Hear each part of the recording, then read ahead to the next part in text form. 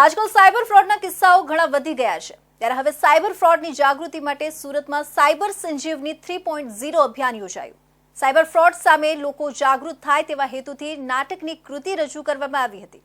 સાથે જ સાયબર સંજીવની 3.0 અભિયાનમાં વિવિધ સ્પર્ધાનું આયોજન કરાયું હતું। સુરત શહેર વધતા જતા સાયબર ક્રાઇમના કેસને ધ્યાનમાં રાખીને સાયબર ક્રાઇમ બ્રાન્ચ દ્વારા નાગરિકોની જાગૃતતા માટે સાયબર સંજીવની 1.0 અને સાયબર સંજીવની 2.0 શરૂ કરવામાં આવ્યું હતું, જેનો લાભ શહેરના 20 લાખથી વધુ લોકોએ લીધો હતો।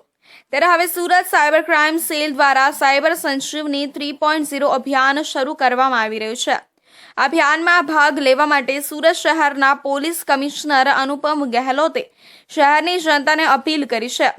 આવતીકાલે સુરત સાયબર ક્રાઇમ બ્રાન્ચ દ્વારા સંજીવની 3.0 શરૂ કરવામાં આવી રહ્યું છે। સુરત પોલીસના સાયબર સંજીવની 3.0 અભિયાનના શુભારંભ પ્રસંગે CR પાટીલ હાજર રહ્યા હતા। કે પૈસાની સાથે સોશિયલ બંને રીતે સાયબર ક્રાઇમને કારણે ખૂબ મોટા નુકસાન થવાના ભયથી પણ અને નુકસાન થયા પછી સામાજિક બદનામી થશે એવા ડરથી પણ લોકો બહાર આવતા નથી કે પોલીસ સુધી પહોંચતા નથી। પણ જ્યારે મિત્રો સાથે વાત કરે છે ત્યારે એને પોલીસ પાસે જવાની સલાહ મળે છે, પણ તે દરમિયાન એનો સમય વહી જતો હોય છે।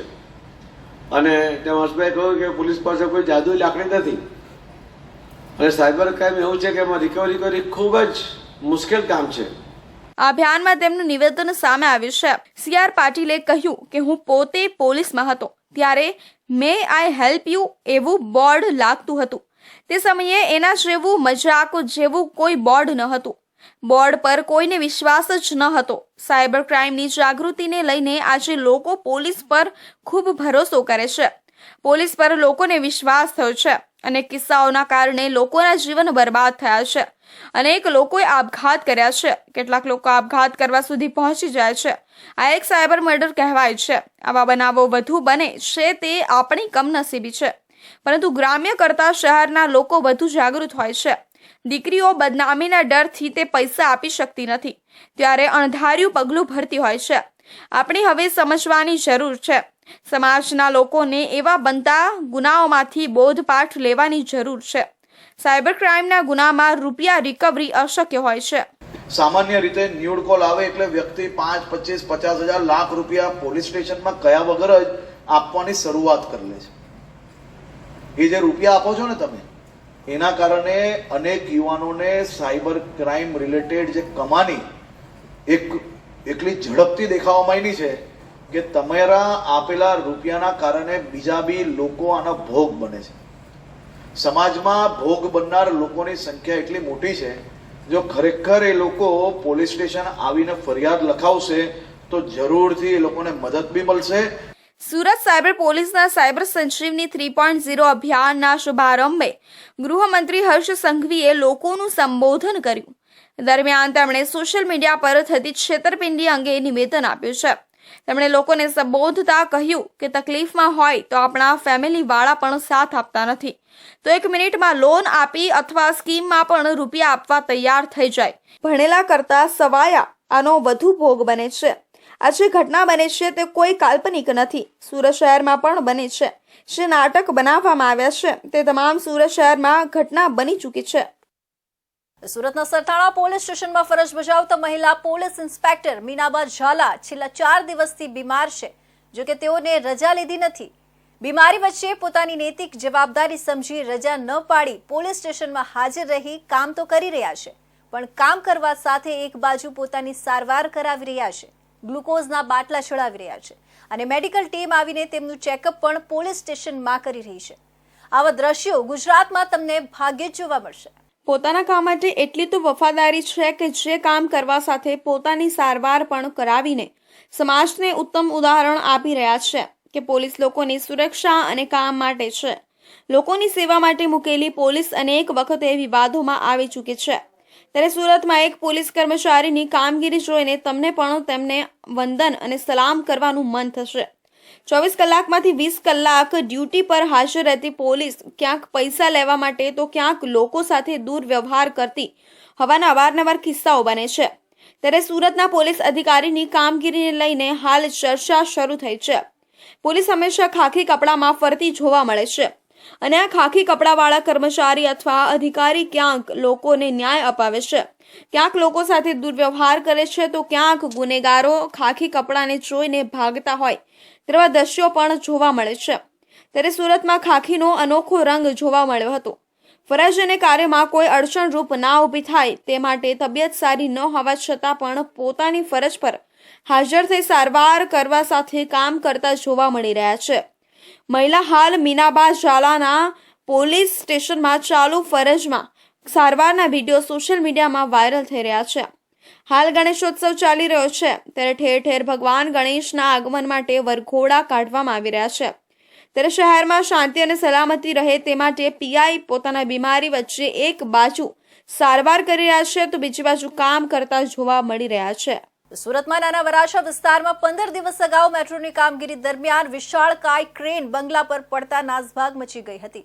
મકાન માલિકે તમામ સંબંધિત વિભાગ સાથે ચર્ચા કર્યા બાદ સર્વેની કામગીરી કોણ અને કેવી રીતે કરશે તે બાબતની પણ સ્પષ્ટતા કર્યા પછી આખરે મંજૂરી આપતા ક્રેન હટાવવાની કામગીરી શરૂ થઈ છે. નાના વરાછા વિસ્તારમાં મેટ્રોની કામગીરી દરમિયાન એકાએક જ વિશાળ ક્રેન બંગલા ઉપર પડતા બંગલાને મોટું નુકસાન થયા હોવાના દ્રશ્યો સામે આવ્યા હતા. ક્રેન પાડવાની ઘટનાને કારણે આસપાસના વિસ્તારમાં પણ ડરનો માહોલ સર્જાયો હતો અને મોટી દુર્ઘટના ટળી હતી. ગટર મૂકવાની કામગીરી ચાલી રહી હતી તે દરમિયાન એકાએક જ ધડાકાભેર ક્રેન બંગલા ઉપર પડી હતી. ઘટના બની ત્યારે મકાન માલિક પોતે ઘરે હાજર પણ ન હતા. તેઓએ આવીને જોયું ત્યારે આખી પરિસ્થિતિ જોતા તેઓ પણ સ્તબ્ધ થઈ ગયા હતા. તેમણે મેટ્રોના અધિકારીઓને લઈને દુઃખ વ્યક્ત કર્યું હતું કે તેઓ કેટલાક સમય સુધી તો મળવા પણ આવ્યા ન હતા, પરંતુ હવે આખરે તેમણે ક્રેન ત્યાંથી ખસેડી લેવા માટે મેટ્રોના અધિકારીઓને પરમિશન આપી હતી. મકાન માલિક પોતાની રીતે પોતાના બંગલાને થયેલી નુકસાની અંગે સર્વે કરાવવાની વાત કરી છે. બીજી તરફ મેટ્રો દ્વારા પણ બંગલાને કેટલું નુકસાન પહોંચ્યું છે તેમની નિષ્ણાંતોની ટીમ દ્વારા સર્વે કરવામાં આવશે. બંગલાના માલિકે મેટ્રોના અધિકારીઓને સ્પષ્ટ કહ્યું હતું કે જ્યાં સુધી મારા બંગલાને નુકસાન થયું છે તે અંગેનો રિપોર્ટ હું ખાનગી રીતે પણ ન કઢાવી લઉં ત્યાં સુધી આ ક્રેન દૂર કરતા નહીં, પરંતુ હવે જ્યાં સુધી ક્રેનને ત્યાંથી હટાવી લેવામાં નહીં આવે ત્યાં સુધી બંગલાને કેટલું નુકસાન થયું છે તે અંગે કોઈ સ્પષ્ટતા મળી શકે એમ ન હોવાથી મકાન માલિકે પણ ક્રેનને દૂર કરવા માટે સંમતિ આપી દીધી છે. 2 મોટી ક્રેનનો ઉપયોગ કરીને આ ક્રેન હટાવવામાં આવશે. કાલ સાંજ સુધીમાં આ ક્રેનને દૂર કરી દેવાની કામગીરી પૂર્ણ કરવામાં આવશે તેવી શક્યતા છે. તો ડાયમંડ નગરી સુરતમાં પાંડવ પરિવાર દ્વારા કરોડોના રિયલ ડાયમંડ ગણપતિની સ્થાપના કરવામાં આવી છે. ડાયમંડ વેપારી રાજેશ પાંડવે દર વર્ષની જેમ આ વર્ષે પણ પોતાના ઘરમાં ડાયમંડ ગણેશજીની સ્થાપના કરી છે. દેશભરમાં ચાલી રહેલા ગણેશ ઉત્સવના ગણેશ પંડાલોમાં આપ વિવિધ પ્રકારની મૂર્તિ જોઈ શકો છો કે જે ખૂબ મોંઘી પણ હોય છે, પરંતુ સુરતના પાંડવ પરિવારના ઘરમાં બિરાજમાન ડાયમંડના ગણેશજીની કિંમત કરોડોમાં છે. ડાયમંડ નગરી સુરતમાં દેશના સૌથી વિશાળ ગણપતિની સ્થાપના એક વેપારીએ પોતાના ઘરમાં કરી છે. સુરતના કતારગામમાં દુર્લભ નેચરલ ડાયમંડના ગણેશની પ્રતિમાની સ્થાપના પાંડવ પરિવાર દ્વારા કરવામાં આવે છે. 27.74 સેન્ટ કેરેટના આ દુધાળા દેવની મૂલ્યાંકિત કિંમત અંદાજે ₹500 કરોડ છે. આ નેચરલ ડાયમંડ ગણેશની ખાસિયત એ છે કે તેની સૂંઢ જમણી બાજુએ છે, જે સામાન્ય પ્રતિમાઓ કરતાં અલગ છે. વર્ષ 2005માં હીરા કાપતી વખતે આ નેચરલ ડાયમંડ મળ્યું હતું અને તે સમયે માત્ર 19,000માં ખરીદવામાં આવ્યું હતું. ડાયમંડ સ્વરૂપી ભગવાન શ્રી ગણેશજીની આ મૂર્તિ દક્ષિણ આફ્રિકાથી આવી હતી. રાજેશે સુરતમાં વેચાણ માટે આવેલ આ હીરાને ખરીદ્યો હતો કે જે બરાબર ભગવાન શ્રી ગણેશની મૂર્તિના આકારોનો જ હતો. ત્યારથી જ તેઓ દરેક ગણેશ ઉત્સવમાં સ્થાપના કરીને પૂજા અર્ચના કરતા આવી રહ્યા છે. હવે ડાયમંડ ગણેશજી પ્રત્યે અપૂર્વ શ્રદ્ધા છે અને વાત જો શ્રદ્ધાની હોય તો પથ્થરમાં પણ ભગવાન દેખાતા હોય છે. આ એક હીરાના એક ગણપતિ આકારના એક સંપૂર્ણ મતલબ કે ગણપતિ આકાર હોઈ શકે અને મૂર્તિ ઘણી ગણપતિ દાદાની હોય, પણ જમણી સૂંઢના ગણપતિ દાદા બહુ રેર જ હોય છે. અને આ તો કુદરતી રીતે એક જમણી સૂંઢના ગણપતિ દાદા છે. એટલે કુદરતી રીતે અમારા ઘરે એક સિદ્ધિ વિનાયક સ્વરૂપે ગણપતિ દાદા આવેલા છે અને હીરો પાછો ટ્રાન્સપરન્ટ છે. ટ્રાન્સપરન્ટ ડાયમંડ પ્લસ જમણી સૂંઢ અને સંપૂર્ણ આકાર છે. પાછું છેલ્લા 8 વર્ષથી આ કિંમતી મૂર્તિની સ્થાપના પાંડવ પરિવાર દ્વારા કરવામાં આવે છે. 10 દિવસ સુધી ચાલતી પૂજા અર્ચના બાદ આ દુર્લભ ગણેશની મૂર્તિને તાપી નદીના અમી છાંટ સાથે વિસર્જિત કરીને સુરક્ષિત લોકરમાં મૂકવામાં આવે છે. આ નેચરલ ડાયમંડ ગણેશ પાંડવ પરિવાર માટે અત્યંત સૌભાગ્ય લાવનાર માનવામાં આવે છે અને તેને ઇન્ડિયન ડાયમંડ ઇન્સ્ટિટ્યૂટ દ્વારા પ્રમાણિત કરવામાં આવે છે. સુરત મહાનગરપાલિકા સંચાલિત સ્મીમેર હોસ્પિટલ સતત વિવાદોમાં રહે છે, ત્યારે આ વખતે વધુ એક ડોક્ટરનું કારસ્તાન બહાર આવ્યું છે. સ્મીમેરના ડોક્ટરે ખાનગી વ્યક્તિ સાથે મળીને એમ્બ્યુલન્સના ધંધામાં સારું વળતર મળતું હોવાના નામે ડોક્ટરો પાસેથી રોકાણ પેટે રૂપિયા લઈને છેતરપિંડી કરી હતી, જેથી અગાઉ પોલીસે સ્મીમેરના ડોક્ટર અને ખાનગી વ્યક્તિને જેલ ભેગા કર્યા હતા. ત્યારે વધુ એક ડોક્ટરે આ બંને વિરુદ્ધ ફરિયાદ આપતા લાજપોર જેલમાંથી બંનેની ધરપકડ કરવામાં આવી હતી. પાલિકા સંચાલિત સુરત સ્મીમેર હોસ્પિટલના તબીબ સહિતની ટોળકી દ્વારા અન્ય તબીબોને એમ્બ્યુલન્સના ધંધામાં રોકાણ કરવાથી સારું વળતર મળશે તેવી લોભામણી સ્કીમો બતાવી 5.81 કરોડથી વધુની છેતરપિંડી આચરવામાં આવી હતી. એમ્બ્યુલન્સના ધંધામાં રોકાણના નામે રૂપિયા પડાવી લીધા બાદ ખોટા સર્વિસ ઓર્ડરની કોપી અને ઈમેલના ખોટા મેસેજ બતાવવામાં આવ્યા હતા, પરંતુ સમયાંતરે મૂળ રોકાણ કરેલી મૂડી અથવા કોઈ વળતર ના મળતા ભોગ બનનારા તબીબોએ આર્થિક ગુના નિવારણ શાખા ઇકોસેલનો સંપર્ક કર્યો હતો, જે અંગે અગાઉ ઇકોસેલ દ્વારા આ મુદ્દે ગુનો દાખલ કરી તપાસ શરૂ કરવામાં આવી હતી.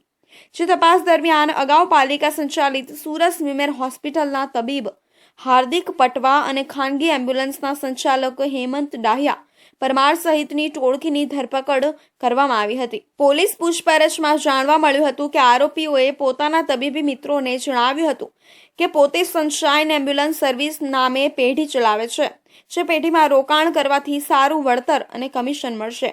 જે તબીબોને વિશ્વાસ અને ભરોસામાં લીધા બાદ આરોપીઓએ 5.81 કરોડનું રોકાણ કરાવડાવ્યું હતું, જેણે રોકાણ કરાવ્યા બાદ મૂળ રોકાણ કરેલી મૂડી અથવા તો કોઈ વળતર પણ ચૂકવવામાં આવ્યું હતું. જ્યાં તબીબો જોડે પાલિકા સંચાલિત હોસ્પિટલના તબીબ હાર્દિક પટવા સહિતની ટોળકી દ્વારા છેતરપિંડી આચરવામાં આવી હતી. જે ગુનામાં અગાઉ આરોપીઓની ઇકોસેલ દ્વારા ધરપકડ કરવામાં આવી હતી, જે ધરપકડ બાદ તમામને જેલ ભેગા કરી દેવામાં આવ્યા હતા.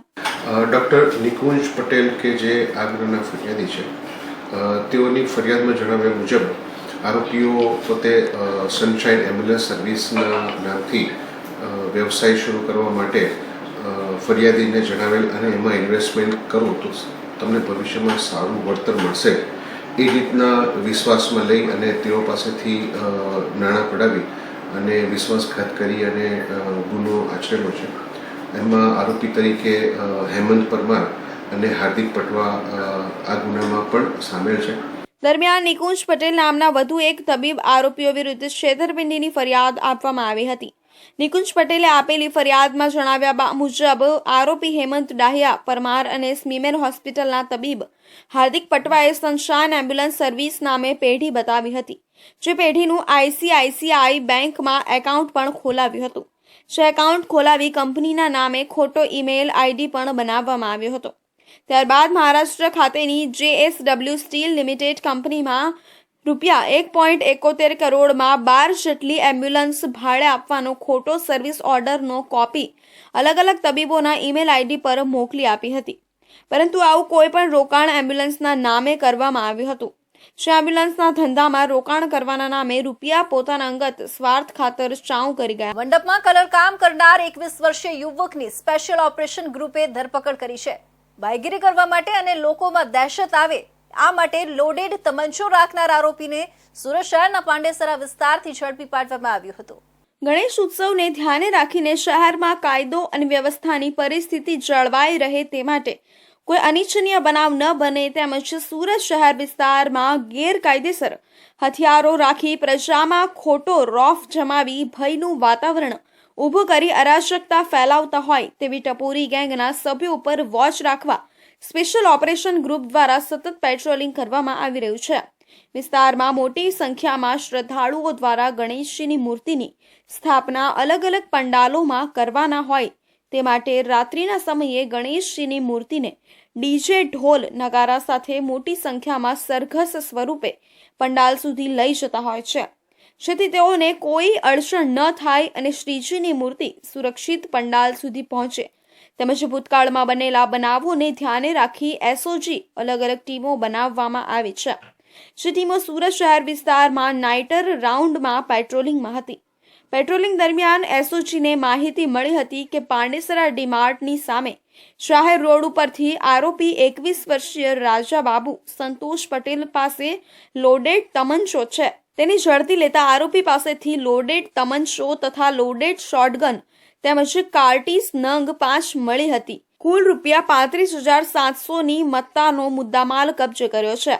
આરોપી સુરત શહેરના હરિધામ સોસાયટી 1 પહેલા માળે રૂમ નંબર 2 સુનિલભાઈના મકાનમાં બમરોલી રોડ ઉધનામાં રહે છે, જ્યારે મૂળ વતન કસેરવા ગામ તાલુકો દુર્ગાગંજ જિલ્લા પ્રતાપગઢ યુપી વાળા છે.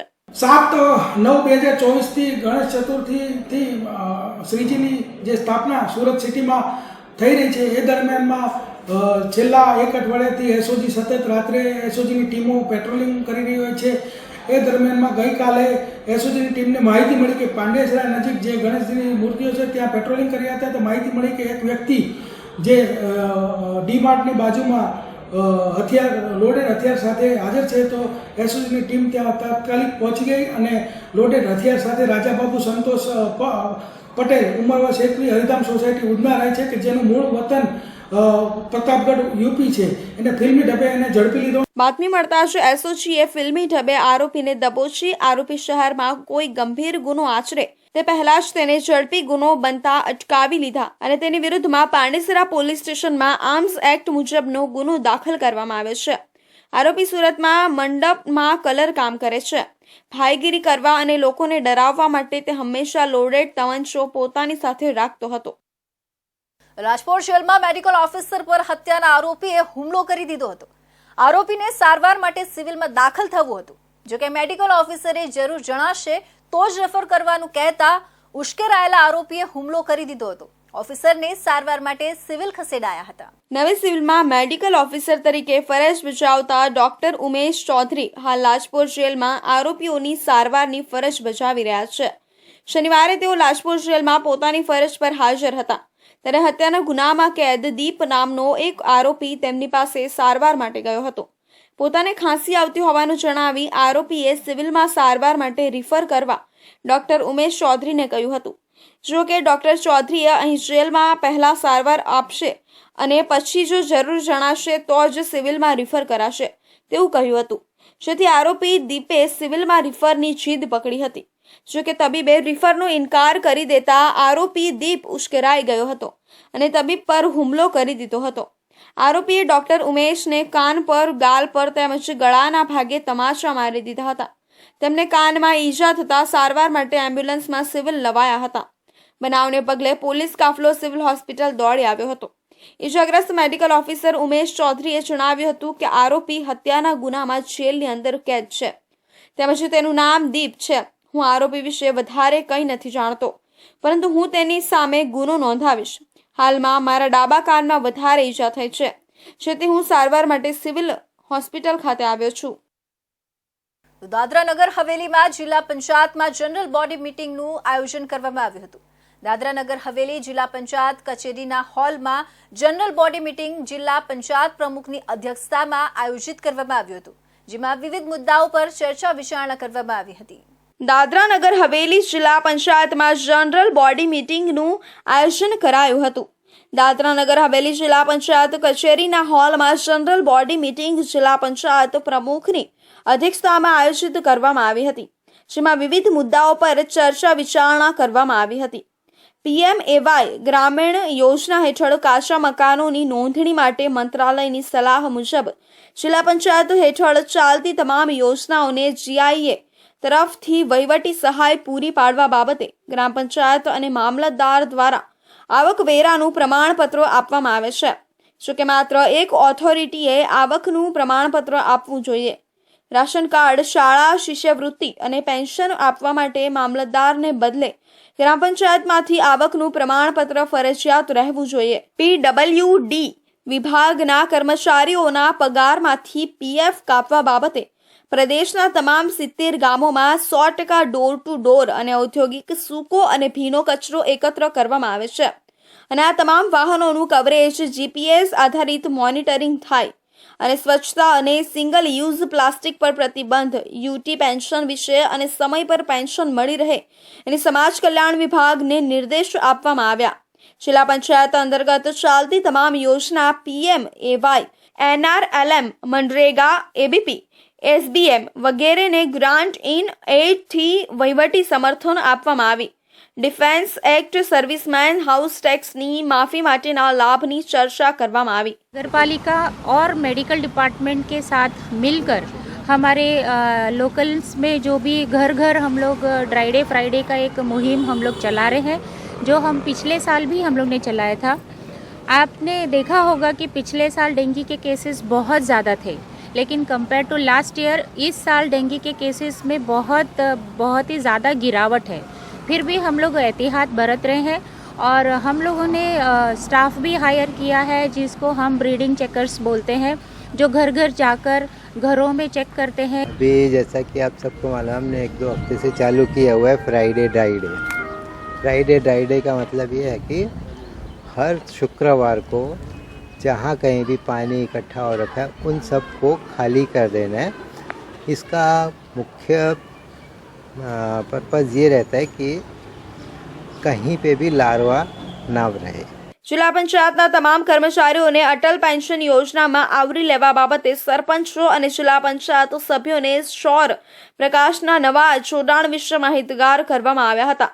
આ અવસરે જિલ્લા પંચાયત પ્રમુખ દામજીભાઈ કુરાળા, સાંસદ કલાબેન ડેલકર, CEO અરુણ ગુપ્તા, ઉપપ્રમુખ વંદનાબેન પટેલ, વિકાસ અને આયોજન અધિકારી પંકજસિંહ પરમાર, શિક્ષણ અધિકારી, જિલ્લા પંચાયત સભ્યો, સરપંચ અધિકારી અને કર્મચારીઓ ઉપસ્થિત રહ્યા હતા.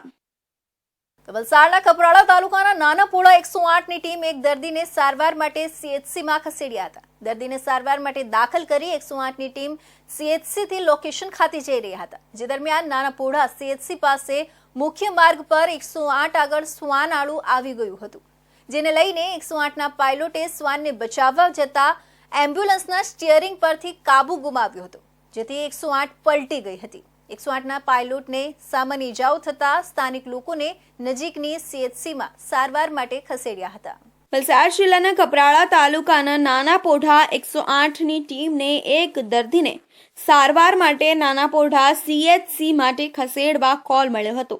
નાનાપોઢા 108ના EMT વિરલભાઈ અને પાયલોટ અજયભાઈ સાથે દર્દીને લઈને નાનાપોઢા CHC ખાતે દર્દીને લઈને નીકળ્યા હતા. દર્દીને સુરક્ષિત રીતે નાનાપોઢા CHC ખાતે સારવાર માટે દાખલ કર્યા હતા.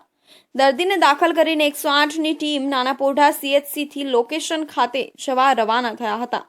જે દરમિયાન CHC પાસે મુખ્ય રોડ ઉપર 108ની આગળ એક કૂતરું આવી ગયું હતું. 108ના પાયલોટ અજયે કૂતરાને બચાવવાનો પ્રયાસ કરવા જતા 108 એમ્બ્યુલન્સ ઉપરથી કાબુ ગુમાવતા 108 એમ્બ્યુલન્સ પલટી ગઈ હતી. 108નો અકસ્માત થતા તાત્કાલિક સ્થાનિક લોકો અને રાહદારીઓએ 108ના ઈજાગ્રસ્ત કર્મચારીઓની મદદે દોડી આવ્યા હતા. 108ના પાયલોટ અજયને ઈજાઓ પહોંચતા પ્રાથમિક સારવાર માટે સ્થાનિક લોકોએ પાયલોટ અજયને CHC નાનાપોઢા ખાતે સારવાર માટે ખસેડ્યા હતા.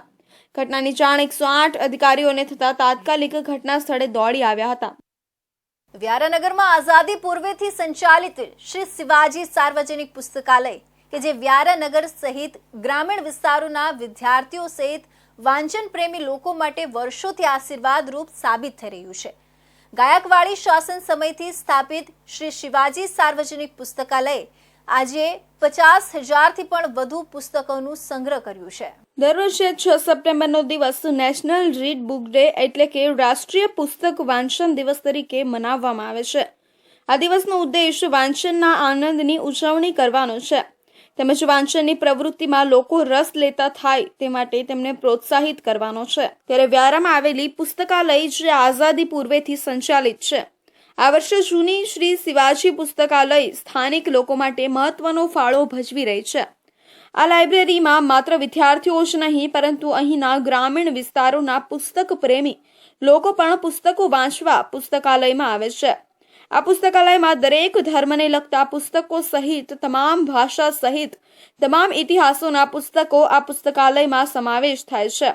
અને વિદ્યાર્થીઓ માટે સ્પર્ધાત્મક પરીક્ષા પુસ્તકો સહિત અન્ય પુસ્તકો મળીને કુલ 50,000થી પણ વધુ પુસ્તકો આ પુસ્તકાલયમાં વાંચન માટે મૂકવામાં આવ્યા છે. ત્યારે શ્રી શિવાજી સાર્વજનિક પુસ્તકાલય નગરજનો સહિત ગ્રામીણ વિસ્તારના વિદ્યાર્થીઓ અને પુસ્તક વાંચન પ્રેમીઓ માટે વર્ષોથી આશીર્વાદરૂપ સાબિત થઈ રહી છે. ત્યારે પુસ્તકાલયના સંચાલન કરતું સંસ્થાના મંત્રી શ્રી સેજલબેન શાહ પુસ્તકાલયનો ઇતિહાસ અને પુસ્તકાલય વિશે શું જણાય છે ત્યાં જાણીએ. આસપાસના આપણા આદિવાસી વિસ્તારમાં એક જ આ એવું પુસ્તકાલય છે જે વર્ષોથી અડીખમ ઊભું છે અને ઘણા બધા વિદ્યાર્થીઓ અહીંયા આવે છે. આપણી પાસે 50,000થી વધુ પુસ્તકોનો વારસો છે અને એમાં કેટલાક પુસ્તકો તો એવા છે કે જે અલભ્ય પુસ્તકોની શ્રેણીમાં પણ આવી શકે એવા પુસ્તકોથી પણ આપણું પુસ્તકાલય સમૃદ્ધ છે. અને વાંચનની વાત કરીએ તો ઘણા બધા રોજ લગભગ 200થી વધુ વિદ્યાર્થીઓ આજુબાજુના વિસ્તારમાંથી અહીંયા વાંચન માટે આવે છે અને સ્પર્ધાત્મક પરીક્ષાની તૈયારીઓ કરે છે. અહીંયાથી થોડું દૂર થાય છે પણ તો પણ હું એક્ઝામની તૈયારી કરવા માટે આવું છું. હું કોમ્પિટિશન એક્ઝામની તૈયારી કરું છું. હાલમાં તો PSIની એક્ઝામ છે એના માટે તૈયારી કરું છું. અને ઘણા બધા વિદ્યાર્થીઓ એવા છે કે જે અંતરિયાળ વિસ્તારમાંથી આવે છે અને અહીંયા વાંચવાનું સારું રહે છે, એકદમ શાંતિથી વંચાય છે. અને ઘણા બધા વિદ્યાર્થીઓ એવા છે કે બહુ ઓછી પોસ્ટ પર ગયા છે અને એક્ઝામ પાસ કરી છે અને વાંચવાનું સારું રહે છે. અહીંયા બધા પુસ્તકો પણ મળી રહે છે, કોમ્પિટિટિવ એક્ઝામના પુસ્તકો પણ મળી રહે છે અને જે વિદ્યાર્થીઓ પાસે પુસ્તકો નથી એ લોકો અહીંયાથી લે છે અને એક્ઝામની તૈયારી કરે છે. સમગ્ર વિશ્વમાં તારીખ 6 સપ્ટેમ્બરના રોજ national read a book day એટલે કે રાષ્ટ્રીય પુસ્તક વાંચન દિવસ તરીકે મનાવવામાં આવે છે. આ દિવસનું મહત્વ વાંચનના આનંદની ઉજવણી કરવાનું તેમજ વાંચનની પ્રવૃત્તિમાં લોકો રસ લેતા થાય તે માટે તેમને પ્રોત્સાહિત કરવાનું છે. પુસ્તક વાંચનના મહત્વને ધ્યાનમાં રાખીને ભારતના વડાપ્રધાન નરેન્દ્ર મોદીએ ગુજરાતના નાગરિકો માટે વાંચે ગુજરાત અભિયાનની શરૂઆત કરાવી હતી. તેમણે પોતાના કાર્યકાળ દરમિયાન ગુજરાતના તમામ પુસ્તકાલયોને ગ્રંથથી સમૃદ્ધ બનાવવાનું આયોજન કર્યું હતું. તો આ હતા સુરત બુલેટિનના મહત્વના સમાચાર. નવા સમાચાર માટે જોતા રહેજો ઇન્ડિયા ન્યૂઝ ગુજરાત.